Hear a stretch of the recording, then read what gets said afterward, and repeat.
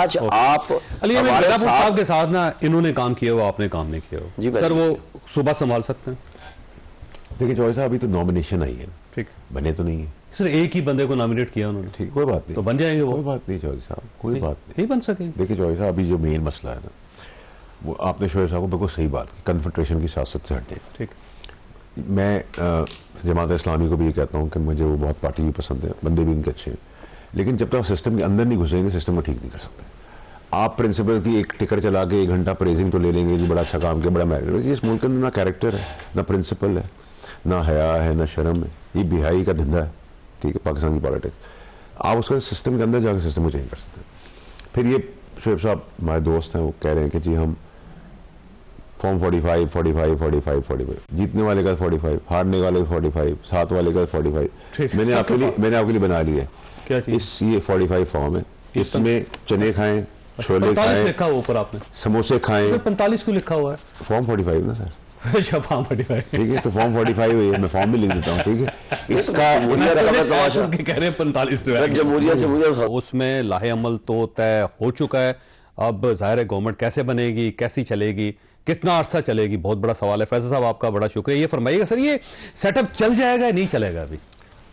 बहुत शुक्रिया चौधरी साहब। देखिए चौधरी साहब, एक तो ये कि जैसे हमने डिस्कस किया था आपके प्रोग्राम में कई महीनों से, वो एग्जैक्टली वैसा ही अल्लाह की मेहरबानी से हुआ है। और इसमें जो सबसे अच्छी चीज़ें 2 हुई हैं, एक तो ये कि नून लीग अब ये नहीं कह सकती कि हमने इसको वजारत दी थी, उसको दी थी, उसकी मर्जी चली, तो अब गवर्नेंस उनकी है, जिम्मेदारी है, अकेली पार्टी और सब सपोर्ट कर रहे हैं उनको। और दूसरा ये कि पीपल्स पार्टी की तो मौज लग गई है, और आईनी होते सारे वो ले लेंगे, तो निचोड़ भी लिया, उन्होंने दबोच भी लिया, नोच भी लिया, ठीक है। तीसरी और मोस्ट इंपॉर्टेंट चीज़ ये कि इसमें से कई पार्टियों का इक़्तिदार आखिरी है, स्पेशली नून लीग, और नून लीग इवेंचुअली पॉलिटिक्स में रहेगी, लेकिन कम पे थोड़ी बड़ा बड़ू के एमकेएम पंजाब बन जाएगी, ठीक है। और तीसरी और आखिरी इंपॉर्टेंट चीज़ है कि आगे जो इलेक्शन आ रहे हैं, 1.5 साल, 2 साल, 2.25 साल, बहुत कोई मुआवजा हो गया, तो वो पाकिस्तान की तकदीर ही बदलेंगे, वो एक्चुअली डेमोक्रेटिक सेटअप आएगा, इन शक्लों से हम जान छुड़ा चुके होंगे। और इमरान खान साहब होंगे उसमें? नहीं होंगे, क्या मतलब? देखें, ये तो हमारा निज़ाम है, कानून का निज़ाम ना, कानूनी शिकंजे में तो फंसे हुए, ठीक है। अब कल कोई और आ जाए, ये भी हम सोचते थे नवाज शरीफ साहब कभी नहीं आएंगे, वो आ गए, ठीक है। और हमने फिर ये भी प्रेडिक्ट किया था कि हमें बिजदार 2 मिलेगा, मरीम साहिबा की शक्ल में, वो हमें सीएम मिलने जा रही है, तो क्योंकि ये जो जागीरपन है पाकिस्तान का, फैमिली कॉर्पोरेशन, ये अब ख़त्म होने जा रहा है, तो ये इस बार बंदरबांट फैमिलीज की जो है वो एक आखिरी इक़्तिदार है। दिस इज द वे आई सी। कोई भी जाए चौधरी साहब आज तक, अच्छा वैसे 5 दिनों में $24 बिलियन हमने देना जून में, करंट अकाउंट डेफिसिट है, महंगाई है, बेरोजगारी है, स्कूल है, बिजली के बिल है, IMF का रिस्ट्रक्चरिंग प्लान है, इंपोर्ट एक्सपोर्ट्स का बैलेंस है, इसकी तरफ कोई देख ही नहीं रहा, स्टॉक एक्सचेंज गिर गई है, बॉन्ड्स गिर गए हैं, तो ये तो आपका स्टार्ट ही आपको बता रहा है कि जो रेसिपी ऑफ डिजास्टर की तरफ मैं कह रहा था इतने महीनों से, और जिस लोगों ने इन आइन और कानून के जो ठेकेदार थे वही अब गारंटी देंगे पाकिस्तान को नुकसान का। और क्या सादिक और अमीन तरीके से, और सादिक और अमीन लोग खत्म कर दें, फिर आइन शाइन हम खत्म कर देते हैं, ये मजाक हम छोड़ देते हैं, तो फिर क्यों इलेक्शन क्यों कराए? मुझे बताए ना फैसल भाई, मुझे बताएं जवेद साहब, इलेक्शन हमने क्यों कराए? कम से कम आपने 35 नहीं बल्कि 60 अरब रुपए के करीब आपने खर्च किए। अच्छा, इतने 70 अरब खर्च कर दिए, 70 अरब शायद कैंडिडेट से भी खर्च कर दिए हूँ। वैसे 1.5 लाख रुपया ना करवाएं, इससे बेहतर ना करवाएं, ना कराते तो आप कहते हैं आपने नॉमिनेट कर दिया। सड़कों पे ना जी, इलेक्शन करवाएं, सबसे ज्यादा मुतालबा आपका था। ये आइन का तकाजा नहीं है। सुप्रीम कोर्ट पाकिस्तान में गए तो आइन का तकाजा है, ये कानून का तकाजा है, बर्दाश्त करें ना। आप ये क्यों कह रहे हैं कि क्यों करवाएं? हम बर्दाश्त की बात नहीं कर रहे हैं, हम कह रहे हैं जिसको फिर आवाम ने मैंडेट दिया है उसका एहतराम करें, आवाम के फैसले माने। आपका क्लेम है ना कि हमारी 180 सीटें, दूसरे कहते हैं भाई हमारे साथ धोखा हुआ है। देखिए, मुझे अनइंटरप्टेड एक आधा मिनट दे दें। देखें, इस वक्त मुल्क की सिचुएशन को स्ट्रॉन्ग डेमोक्रेटेड एक्सेप्टेड गवर्नमेंट चला सकती है, और कोई गवर्नमेंट नहीं चला सकती। उसके लिए ज़रूरी है जिसको जो हक मिला है उसको मैंडेट को तस्लीम किया जाए, उनको आने दिया जाए, अना और ज़ातियात से बालातर हो जाए।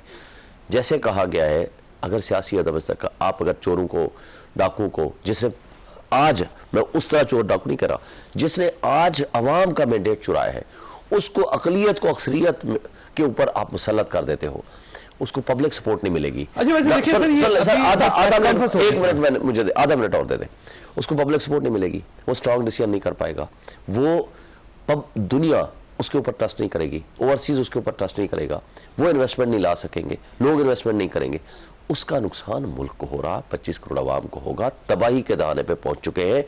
खुदा के लिए आज मुल्क पे तरस खाएं, मुल्क की खातिर एक्सेप्ट करें। सर ये पूरा पाकिस्तान आपसे कह रहा है कि खुदा का खौफ करें, भाई हमारे मुल्क पे तरस खाएं। भाई हमारे पे तो जुल्म हुआ, हमारा हक। देखिए 12 लीडर्स वहां पे बैठे हुए बड़ी सियासी जमातों के, आप उसमें सियासतदान, भाई इनके पास अगर इनके पास थी ना नुमाइंदगी, आज आ जाए नहीं तो कैसे मामला आगे चलेगा। बिल्कुल सही बात। शोएब साहब ये फरमाइएगा, अभी आसिफ अली जरदारी साहब ने प्रेस कॉन्फ्रेंस में ये दावा किया है कि सब लोग मिलकर हुकूमत बना रहे हैं और जो मसालियत का अमल है उसमें पाकिस्तान तहरीक इंसाफ भी शामिल है, तो क्या वाकई आप इनके साथ शामिल हो रहे हैं किसी न किसी जगह? या देखिए मेरी नॉलेज के मुताबिक तो अभी तक हमारे साथ कोई मसालत की बात, किसी किस्म की कोई डायलॉग नहीं हुआ। हो सकता है कोई बैकडोर से हो रही है। हमारा तो एक सिंपल फार्मूला है, सिंपल बात है, हम हर एक से बात करने को तैयार हैं, लेकिन देखें हमसे जो चीज़ चुराई गई है हमारा हक है। फॉर्म 45 सारे पाकिस्तान ने दिखाया, आपने दिखाया, पूरे पाकिस्तान की मीडिया ने दिखाया, इंटरनेशनल मीडिया ने दिखाया, उसके मुताबिक हमसे जो सीटें चुराई गई हैं वो हमें वापस कर दें।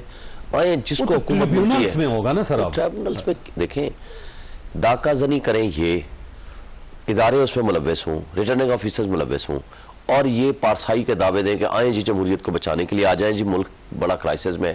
भाई डाकू तुम लोग ऊपर हमारे सरों पे मुसल्लत हो के आपने दुनिया के सामने एक चीज चुरा रहे हो, सबके सामने। ये नहीं है कि कुछ छुप ढकी छुपी बात है। अब मसलन मैं अपने हल्के की बात करता हूँ, एक सिंपल एक फार्मूले के तौर पर, एग्जाम्पल के तौर पर, मैंने भी वोट लिए है तकरीबन 1,05,000, मेरे मद्दे मुकाबले लिए हैं 51,000, 51,000। अब 51,000 को आपने जिता दिया, 1,05,000 वोट वाले को आप कहते हो हम आपको नहीं मानते।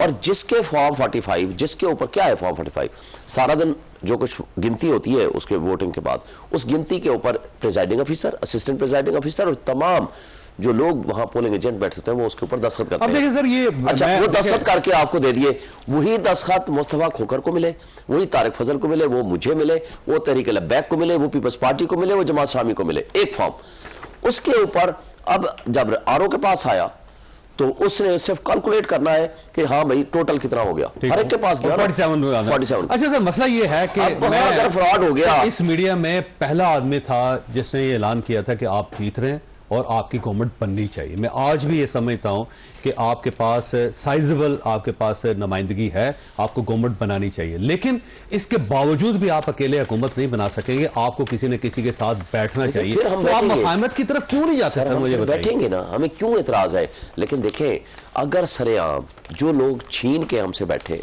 सीटें लेके डाका जनी करके और कहते हैं उनके साथ बैठे, अब इसको लेजिटिमेसी दे दें, मुझे बताएं।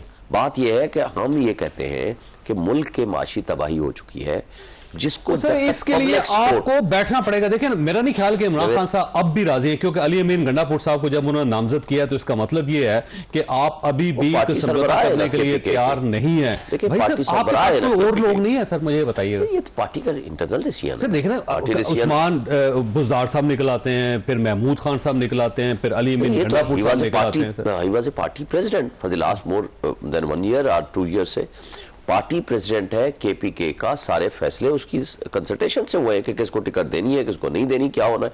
मैं तो उनके साथ जब से पिछले 1 साल से राब्ते में हूँ। बात यह है कि वो एक पार्टी प्रेसिडेंट है, पार्टी ने उसको कर दिया, अगर उसकी परफॉर्मेंस दुरुस्त नहीं होगी चेंज कर देंगे खान साहब, वो तो कोई इशू नहीं है। लेकिन क्वेश्चन ये है कि